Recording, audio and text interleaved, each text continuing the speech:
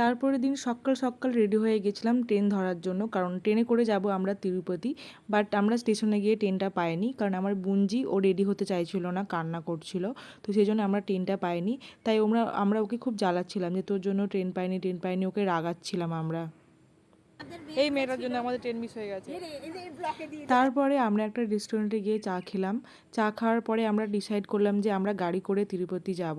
তো গাড়ি করে তিরুপতি যাবার মাঝখানে আমরা একটা রেস্টুরেন্টে গিয়ে চা খেয়েছিলাম, আবার আমরা লুচি তরকারি খেয়ে নিয়েছিলাম এবং ফাইনালি আমরা পৌঁছে গেছিলাম তিরুপতির গেটে। আর ওই যে দেখতে পাওয়া যাচ্ছে ওইখানে আমরা যাব তিরুপতির মন্দিরে, যেটা পাহাড়ের পাশ দিয়ে রাস্তা করেছিল, বড় উঁচু উঁচু পাহাড়। খুবই সুন্দর লাগছিল আর মনটা ভরে যাচ্ছিল, কারণ ঠান্ডা বাতাস বইছিল। দেন আমরা একদম ওপরে উঠে চান করে ফ্রেশ হয়ে চলে গেছিলাম মন্দিরের ভেতরে। আর ওখানে কোনো ফোন অ্যালাউ ছিল না। যদি আপনারা চান তিরুপতি যেতে, একবার জাস্ট যাবেন, মনটা আপনাদের ভরে যাবে।